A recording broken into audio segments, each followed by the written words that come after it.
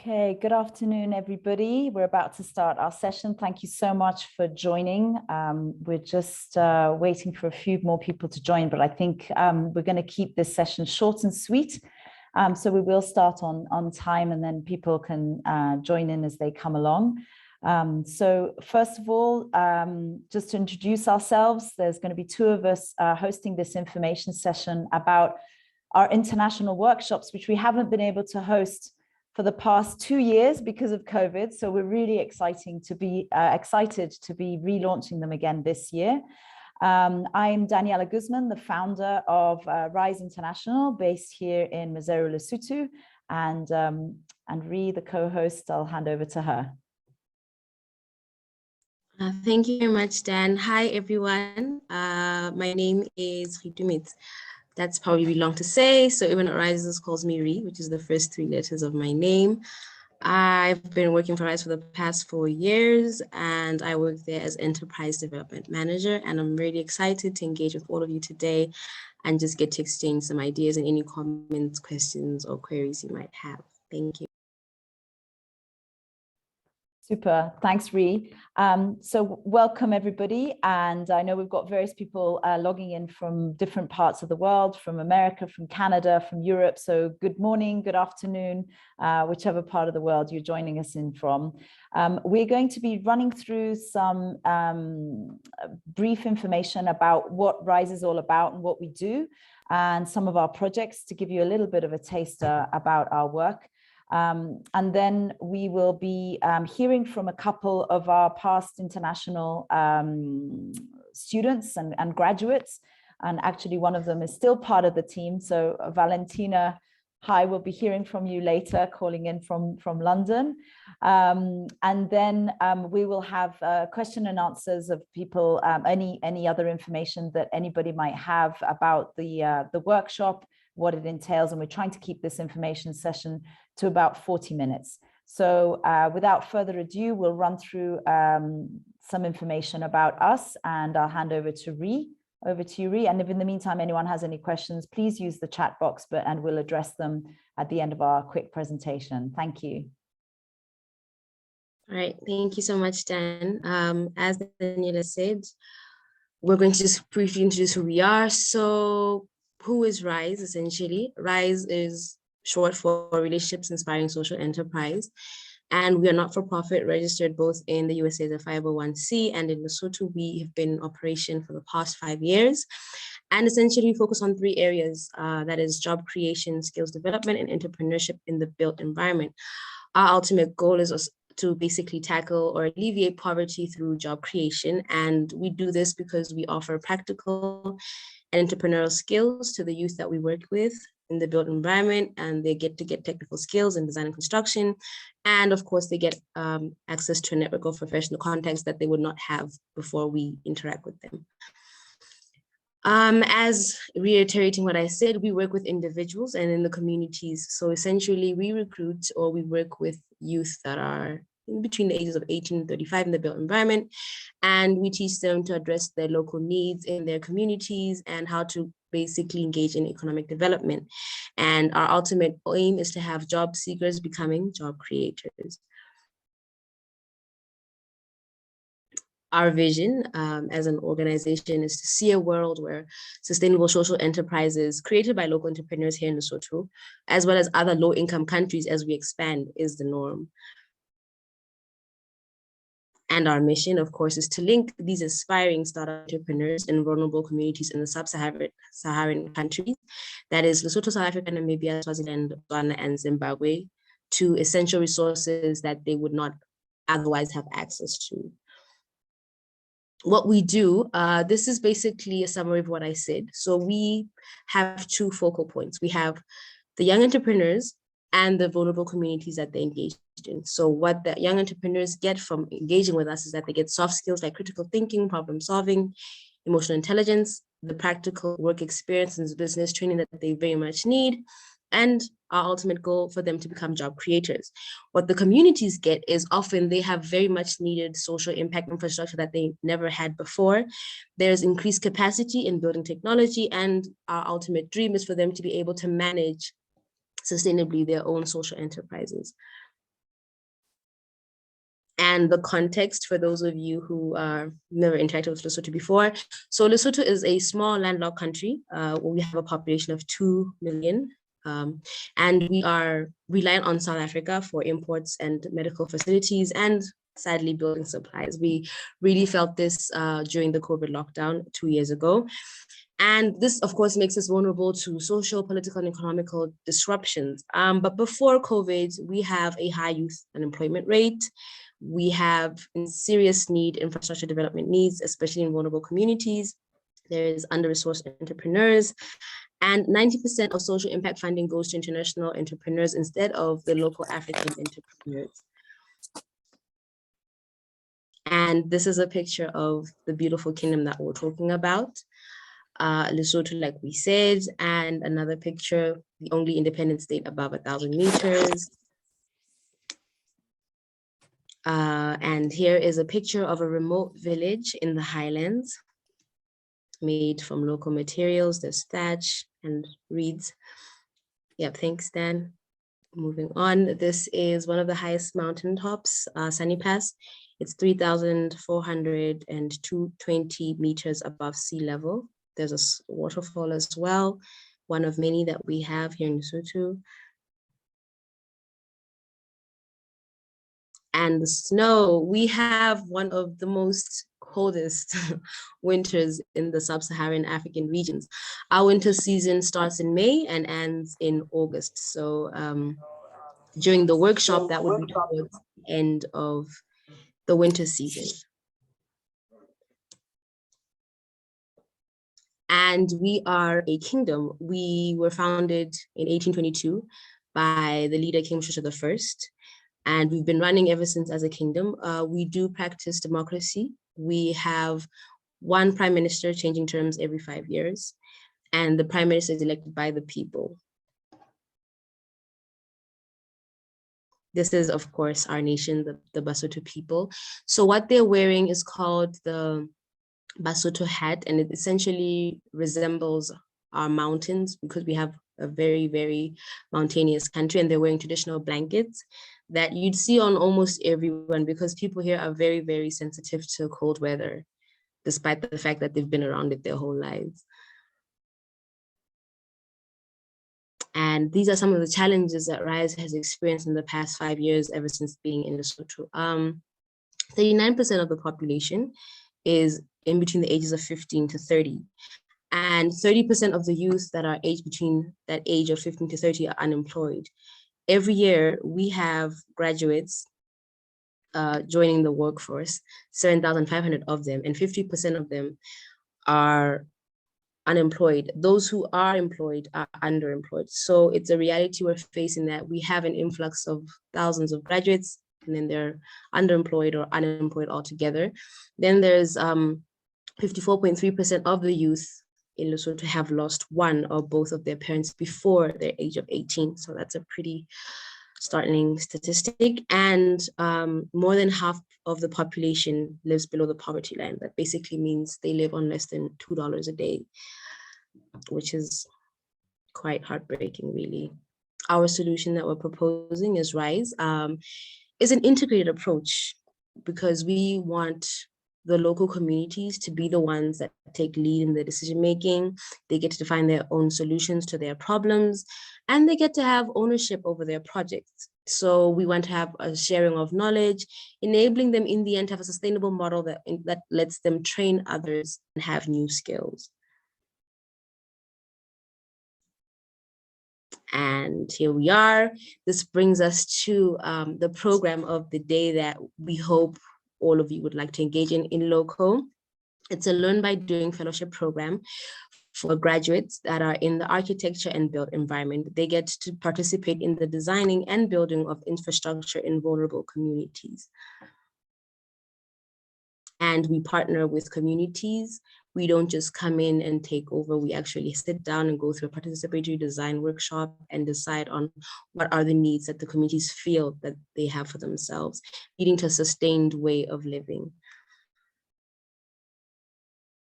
And this is just a breakdown of what LOCO stands for. So The IN part stands for involved, international. We are involved and we have an international team. The LO stands for that we are focused on local people. And the CO is that we are focused in the construction industry, and that's what we bring to the local communities. That's the other part of the CO. And this is our impact. So now that we've actually tried and tested this model, we can actually see that the numbers are here to back it up. So looking at the pie diagram, we can say it's been successful because 74% of the fellows who've gone through the program have started their own business. 19% have gone into formal employment. And the remaining 7% is distributed between 2% being unemployed and the 5% have not been responsive. So overall, we have a 93% success rate. I'd say that's pretty good. And then this brings us to the fact that their monthly income has increased by an average of roughly 56.7% before COVID, and after COVID, it's been 43%. That's still pretty good, meaning that now they have access to income they never had before. And on average, we'd say that the fellows create employment for 5 others within graduating 3 months from the program. Of the 43 fellows who've gone through the fellowship, 32 have started their own companies, and collectively, they've created 160 new jobs for others. On average, we as RISE has referred projects well worth over $32,000 to the fellows within 12 months of graduating from the program.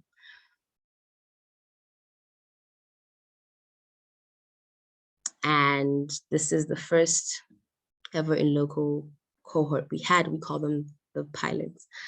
At this point, I'm going to hand over to our founder, Daniela Guzman, to take us through the rest of our projects and what's in store for those who actually come down and join us in August. Thank you. Thanks so much, Ree.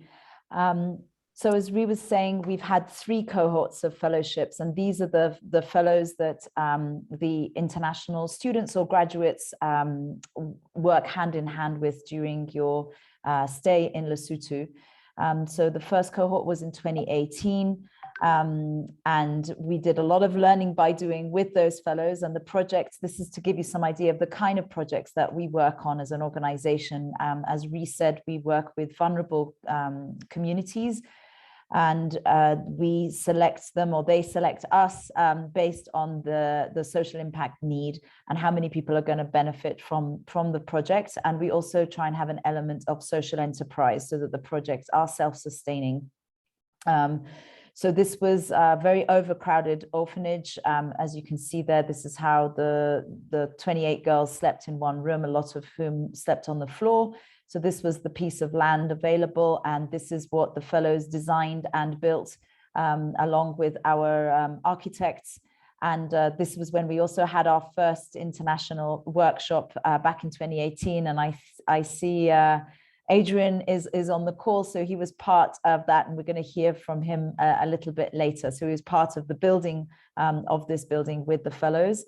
And then we use a lot of recycled materials. So these are some bathtubs that were donated from a hotel that we made into outdoor seating. And here on the right, you can see a container that was converted into a computer lab that the NGO actually that Adrian was with at the time kindly donated 13 laptops, and they came and did some IT training with the youth.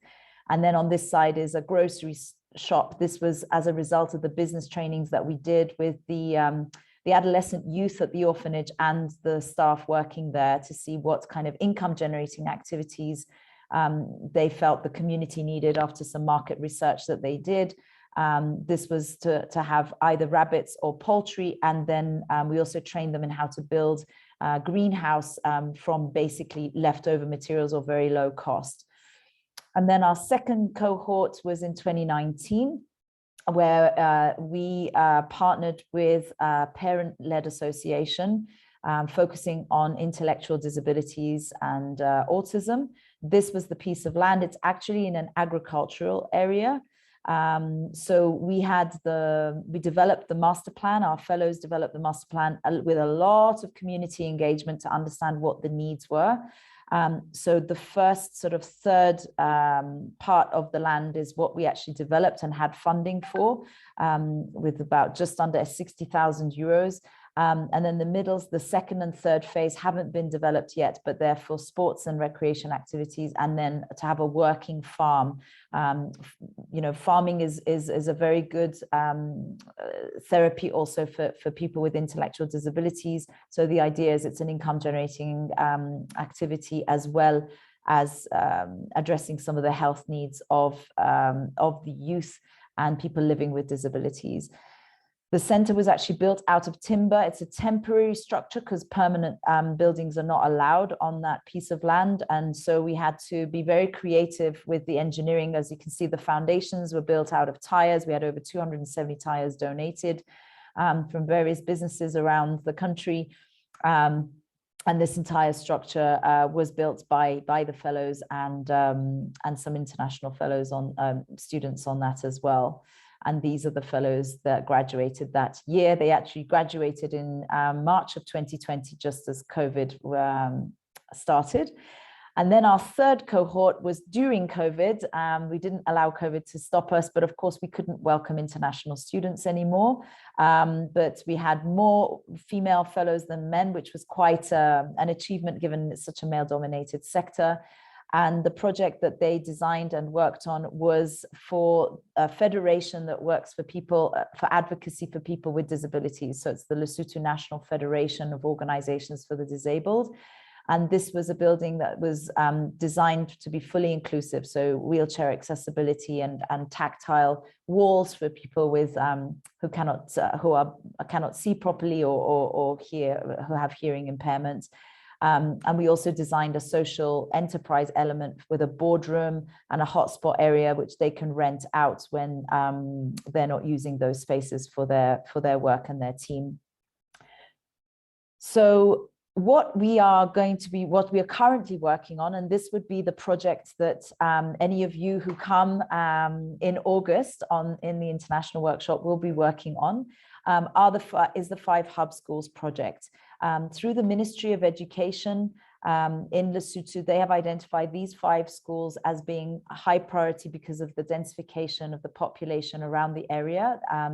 Each school has around 500 to 700 students. Some of them have 1,500 students. So it's a total of about 5,500 students that these 5 schools cater for. There are 4 primary schools and 1 secondary school. And it's a very holistic project that we're doing in collaboration with an Irish NGO called Action Ireland Trust. And through participatory design, working with the teachers, the learners, the school boards, the parents, the local chiefs and community councils, these were the top priority areas that were identified. They're in desperate need of running water toilets. At the moment, some of the schools don't have any toilets whatsoever. And if they do, they are terrible drop pit latrines. There's no running water on these sites. So hygiene is a very big issue. So the idea that the projects include digging boreholes to have wells and running water, to have school kitchens because they currently cook in sheds, to have rainwater harvesting so water can be collected when it rains, to use on the food gardens and have agricultural training as well. A lot of the children going to these schools, the only meal they get is the lunch that they're served at school. And sometimes that's pap, which is basically maize meal, and lacking in nutrition. So nutritional training and knowing how to grow nutritious food and work the soil and work on the pH levels of the soil and getting agricultural training is a really important component of the work that we're doing with these 5 schools. And then forming wash clubs as well, the importance of hygiene, hand washing, and so on and so forth. And then Action Ireland Trust are doing a lot of teacher training with the schools to get away from corporal punishment, which is a UNICEF initiative. So there's a lot of teacher training on that, also ICT training using computers and training methodology. And we've also just launched Africa's first CREO Labs, which is a creative thinking lab for an after-school programs where children get to work on real problems that Lesotho is facing, get to practice critical thinking through a methodology that was developed by a lateral thinker in Malta called Dr. Edward de Bono. Some of you may have heard about the 6 thinking hats methodology, and they're now currently in their 2nd cohort, and that's going really well to try and get away from this old-fashioned way of teaching where teachers, teach in a very parrot fashion way, and actually getting learners to think for themselves and come up with solutions for themselves. So we're really pleased with those initial results from that. So it's a very exciting holistic project. These are some of the blocks we just actually yesterday had our launch event for the first school, where the toilet blocks were handed over. So this is the boys block that was built there. So you can really see they're very nice buildings compared to the other buildings. And this was the kitchen that we launched last month at another school. So this is their school kitchen, which actually Valentina worked on with our local pioneers, because once our fellows graduate, they become pioneers on these designs. So making them nice and bright and hygienic and safe and secure and friendly, child friendly. These are some of the food gardens that we've already been building with drip irrigation that some of our pioneers have been working on and designed with the learners and teachers. And then, of course, on the hygiene wash programs or the education side, there's also menstruation education, which we collaborate with other organizations on, not just for the girls to be able to talk about this, but also the boys to understand, without toilets, girls have not been able to go to school 1 week a month because there's nowhere for them to change. So this is having a massive repercussion on the quality of education that the learners are receiving, and in a dignified manner as well. So we do lots of other projects, but we're tight on time. I hope that was enough sort of information about the 5 Hub Schools project, which is what the workshop will be working with. And if you have any questions, please do start posting now. And just a few last things now to go into a bit more information about what the international workshops entails.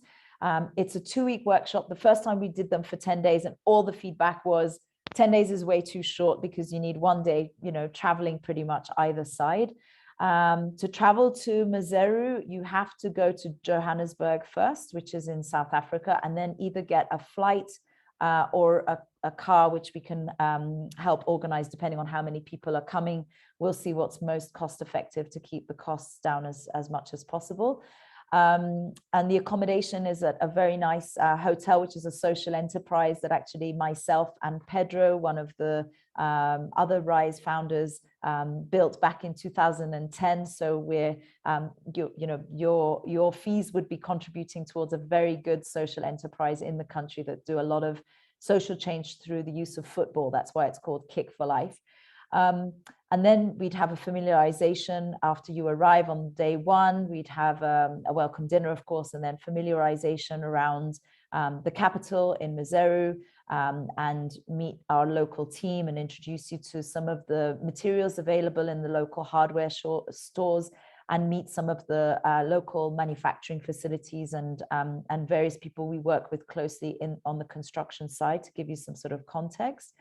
And then the remaining days are really going on site, working hand in hand with the fellows, with community members. And it's all about that peer-to-peer exchange of understanding and ideas. And then we will also be having some tutorials and workshops. We're doing a lot of experimentation on using alternative materials. We're trying to move the local communities from using cement all the time. So we're actually hoping that the next kitchen we build, that will be the project we'll be working on in August, will be from sandbags. But that's not 100% definite yet. So, but we're looking at alternative methodologies so that you can also be part of that experimentation, and trying to look at what indigenous materials there are to make buildings more thermally efficient. As you heard Rhys say, it gets very cold here. So there's lots of improvements in the design and technology and construction methodology that's used in country. And then at the weekend, we will organize some excursion trips. You saw some of the photos we showed you earlier about the beautiful mountains. We want you to get the opportunity to go hiking, pony trekking, see some of these beautiful waterfalls, rock art and other things that you'll be doing, with us as the team, till day 14 comes by, and then it's checkout time. So that's a rough idea of the itinerary, but we also look at what your interests are and what the dynamics of the group are.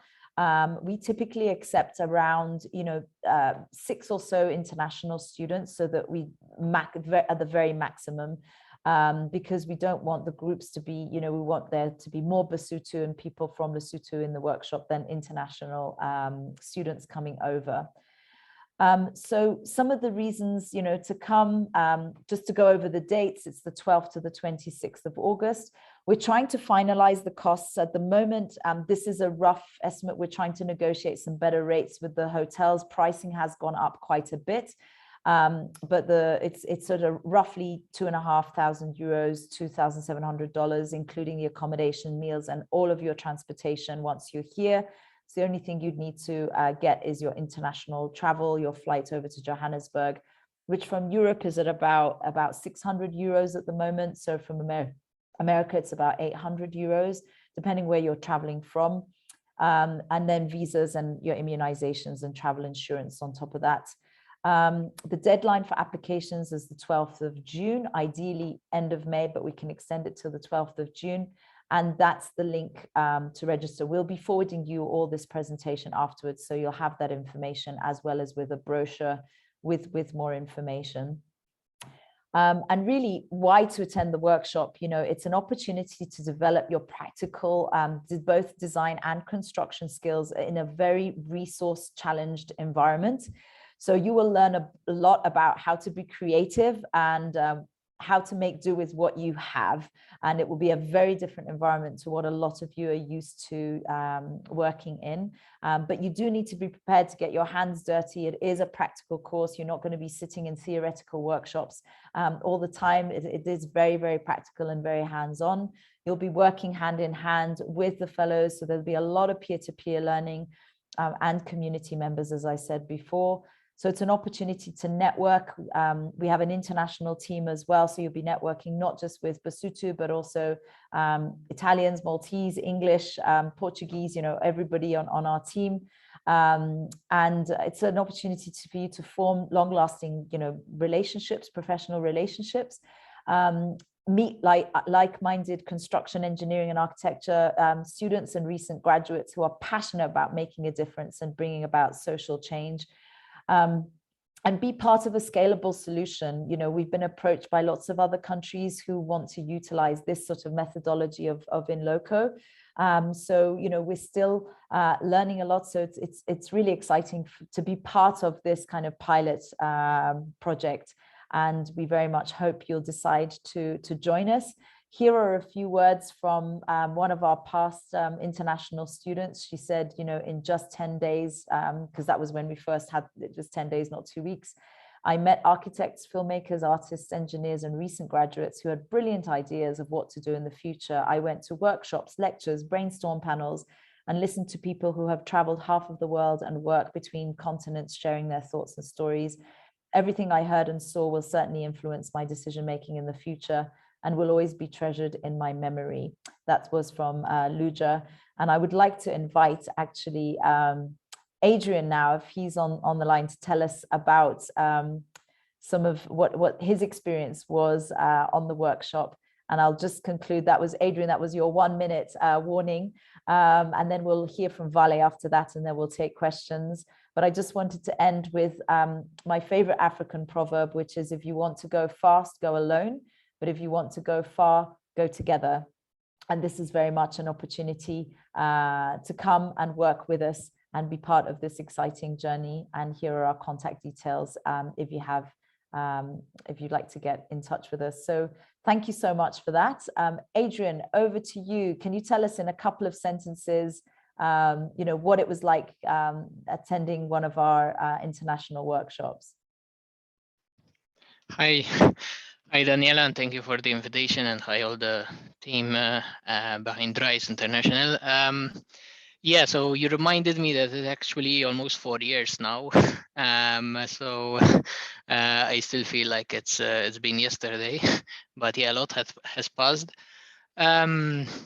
Lesotho has been an experience for me which shook my career or changed a lot my perception about architecture and engineering. So for just a very quick sentence, I'm I studied architecture and structural engineering, and just before I went to Lesotho, I was finishing my master's in structural engineering. But when I went there, like I found I went, of course, with the drive of like doing more architecture, which is on the humanitarian side and with that social impact. And when I went to Lesotho, that is exactly what I found. So the participation process and the work with the locals was very, very intriguing for me and very interesting. So exactly, it was only 10 days on site, or even less on site if you consider on site, but the time I spent, because of course the project was longer. But in those 10 days, I worked a lot with locals, and I worked a lot with students and graduates who just finished even architecture in Lesotho, the photo that you've seen.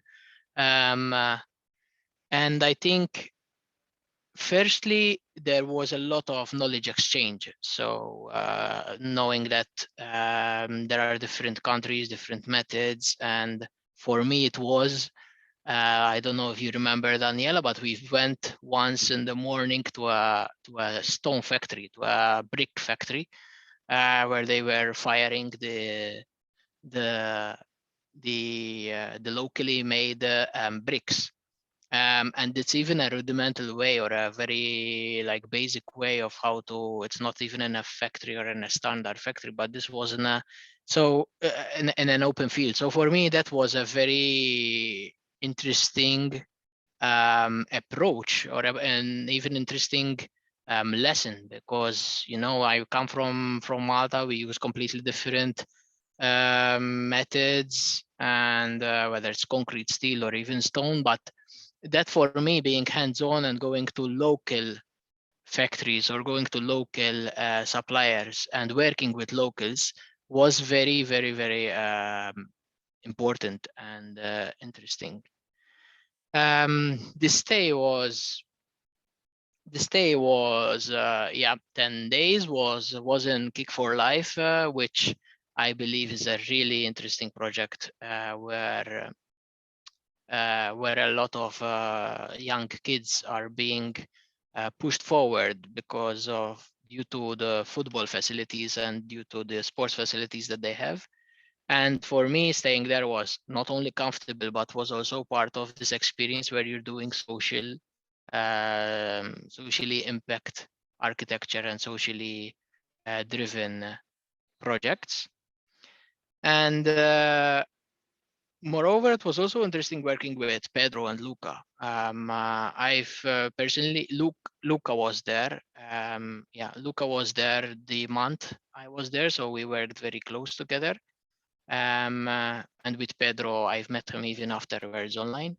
And previously, I said that this changed my course of career. Indeed, after that, I continued studying architecture, humanitarian architecture, and in fact is where I met Valentina. We studied together in Barcelona, and I did my thesis related also to the project in Lesotho, where it was participation architecture. So I did talk to the team and behind RISE, and even interviewed some of my peers or colleagues that we work together on site, to come up with this interesting view of the architect and his job in being the person who manages, and who not only manages but who pioneers a social project. And yeah, in a nutshell, I think that was that is my journey through RISE. And looking forward, I am still now I am actually working on timber engineering, which came out from all the experiences that I've experienced throughout the last few years. Fantastic. Thanks, Adrian. Thanks so much for that, for sharing all of that. And yeah, you reminded me a lot of things that I'd forgotten. So yes, incredible how it's been 4 years. Thanks so much. I hope you can, I know you're super busy. I hope you can hang on just in case anyone may have some questions for you. Sure. So thank you so much. Valentina, we'd love to hear from you if you'd like to add some of your experiences. Yes, sure. Hi everyone. Hi Adrian. So yes, my experience is just a bit different because I met Rise through my internship that I've done with the master that I've done with Adrian 2 years ago or more. I don't remember. So I start an internship with Rise. Unfortunately, it was during COVID, so I start remotely. Was, as you can imagine, it's quite challenging. Start working with a team in a completely unknown country for me. But I must say that the team was really supportive. Daniela, of course, and all the local team was really open to help me out understand the country and like introduce me to the way to work in such a country, in Lesotho. But as soon as I had the opportunity to go in the country, that was April 2021. So last year, basically, I left and I went to Lesotho. I stayed there for 6 months, more or less. And the experience to be there is such, like, it's completely different. And you can learn really how to the country, how to the build environment works there, that, as Adrian was saying, is completely different from what we know as Western architects, let's say. So that were really helpful for me, and like also changed quite a bit my life and my vision. And what I can say from I have not been part of the workshop, but I've been part of Rise team. And what I can say is that you will bring at home so much more than like technical construction skills, but a lot of engagement with peers, with local people, that they will give you more than like just construction skill. You will also learn about the fellowship, the in LOCO program that Rise is running, that for me was such an amazing discover, because it's something that I would like to do actually in my experience as architect, like a real life design and build experience that I don't think in our country in Europe exists, but it's really like helpful for young graduates to really enter in the professional field and understand how that works, and what you need to like do for kind of running a project from the start to the finish of it, to the construction of it. So yes, this is a bit of my experience and what I can say about it. And of course, Lesotho is an amazing country. The fact that there is no there for me was like kind of shock, but I think you will enjoy also like the time out of the workshop and visiting the country. So yeah, I think that's it. Thanks so much, Vale. Yes, Lesotho has that impact of people. I myself came here for 3 months and ended up being here for 3 years. And now I've been here an additional 5 years. So it's a total of 8 years that I've been living in Lesotho. It really is very, very beautiful. The mountains are extremely majestic, and it's full of a lot of complexities, which are very intriguing it challenges you. And sometimes things, are more complicated than they seem. And so that's part of the journey and the self-discovery.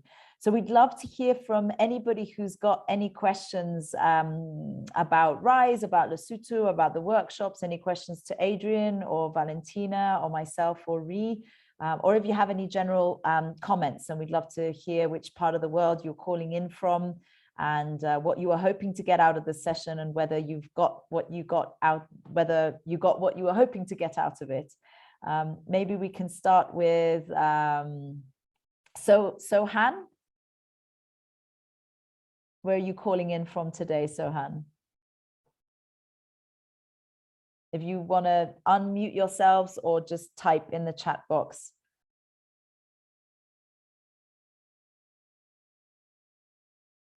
Hi, can you hear me? Yes, we can. Oh, great. I'm from Hong Kong, and I studied the same course in Barcelona, like how many, like 3 or 4 years ago, and then I actually did not jump into work or find a job in the international humanitarian NGOs, but I go back to Hong Kong to work for a while, and but I'm also looking for chances to join something like field trips or workshop like what you guys are holding now. And I just want to ask, do you only accept students, or like do you also receive working adult for these workshops? If we accept people, sorry, not just for the workshop, but for longer term, is that what you mean? No, I mean, do you take people who are already working but not university students? Yes, yes, absolutely. Typically, we take people who've graduated within the last 5 years or so. But if it's been longer for you, then yeah, as long as your expectations are aligned with what the workshop can offer you, it doesn't matter how long ago you will have graduated. So yeah, as long as you're open for that peer-to-peer exchange of learning and ideas, yes, absolutely. Good question. Yes. And we've had a number of people who have already graduated who've attended our workshops. Yeah. Yeah. Okay, great. Yeah. Okay. Thank you. Thanks for calling in all the way from Hong Kong. Excellent. So if you have any other questions, Sohan, please post them in the chat box or raise your hand. We'd love to hear from now Ricardo Persico. Ricardo, where are you calling in from, and any questions or what's your interest? Hi. I'm calling from Milan. Excellent. Welcome. Yeah. I'm studying like architectural engineering in Politecnico di Milano, and I'm looking for a kind of experience like this.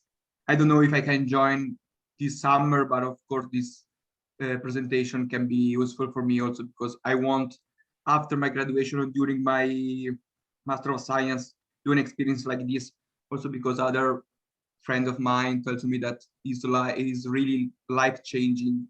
So I don't know if I can join you like this summer, but one day maybe yes. And this is all. Okay, fantastic. Thank you very, very much, Ricardo. We hope that one day to welcome you here. And Ilaria. Yeah, hi everyone. I'm calling from Italy. I'm studying international relations, so I'm studying something different from architecture or engineering. But I'm very interested in how this kind of organization works with the local communities. And so it's very interesting, this integrated approach, and how the organization works with also with local authorities. And so, yeah, I wanted to know if someone from another field could join this project. And also another question linked to the relation between this organization and the local authorities is something, I mean, that the local authorities consider positive, or there are some kind of struggles, sort of kind of difficulties maybe in the early years when this project started. Okay, thanks for those questions, Ilaria. So to answer the first one, yes, absolutely. Other disciplines are welcomed. In fact, in the past, we've had somebody who was studying art and somebody who was also doing psychology. And at the time, we were doing work with daycare centers for low-income earners, and yeah, so they found it extremely useful. So absolutely, we welcome all disciplines. Again, what we want to make sure is what your expectations are of the workshop, that we can fulfill those expectations. So we would want to understand what you'd want to get out of the experience, so that if there's any other projects that we're perhaps working on that you could get involved in, you get exposure to those as well, and can work on some other things as well. And we might also tweak some of the, some of the schedule and the program accordingly. As far as your second question is concerned, we have, from the very beginning, when I came back to Lesotho in 2016 to see what, if there was a need for an enterprise like RISE, I spoke to the appropriate local authorities and government officials to make sure that everything we do is in sync with all of the national strategic plans, of course, the SDGs.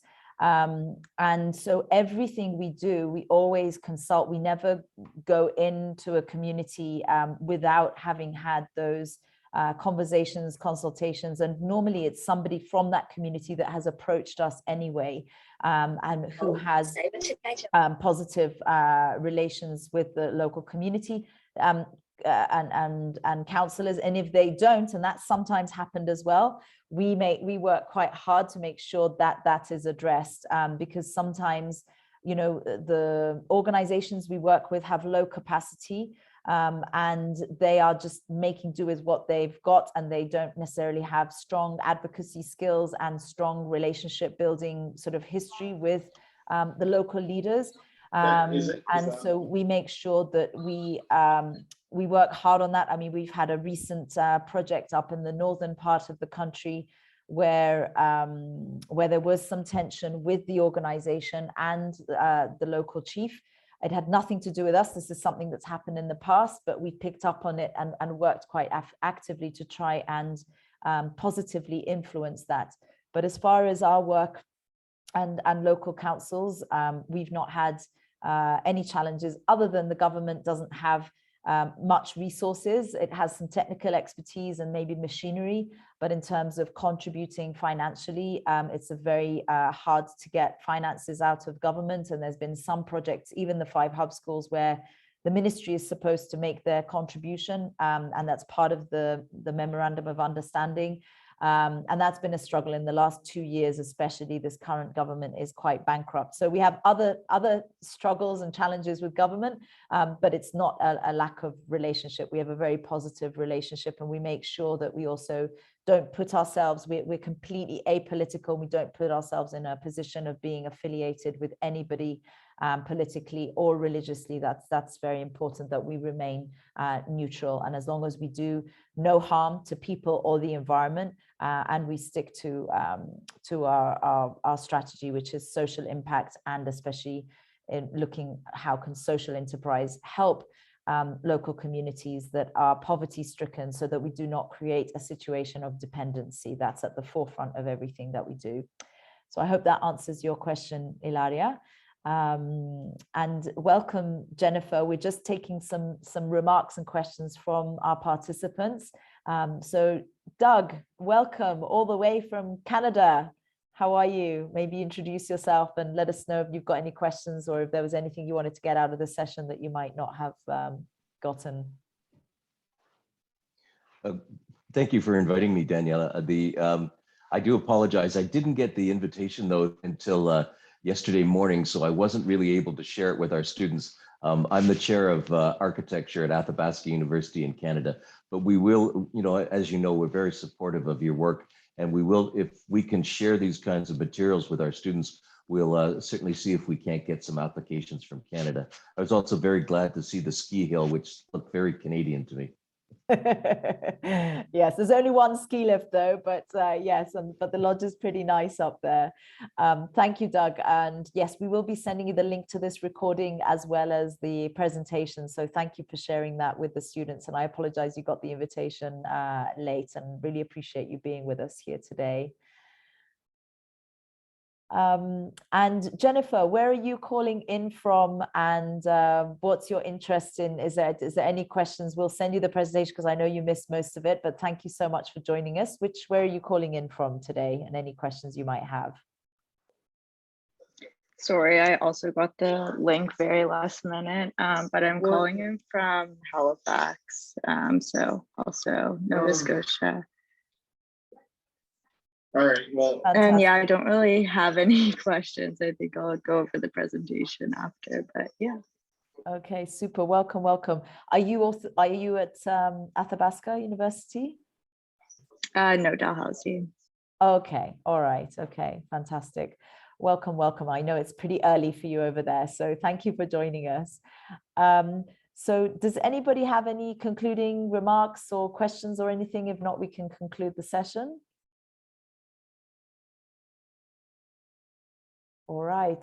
I think we hopefully did a thorough enough job to let you know about our work and the country of Lesotho, which many people have not heard about in the past, but now you know a little bit more about it. And yes, even though people associate August with the summer, it is winter here, and apparently we're in for a cold winter. We've had a very, very, very rainy season. And that has been very long, actually. It's been over 6 months, so apparently it's going to be quite a cold winter. So up to maybe, I don't know, it won't get as cold as it does in Canada, but still, especially Nova Scotia and the Athabasca region. But thank you so much, everybody, for being with us. We will email you the presentation and the recording, and we really hope to welcome some of you to Lesotho this August, or if not, in the near future. And we wish you all the best with your studies and your careers. And thank you, Vale, Adrian, for being part of the session as well. And have a good rest of your day, and stay safe, everyone. Bye-bye. Hi, everyone. Thank you. Bye. Thank you. Bye-bye. Bye-bye.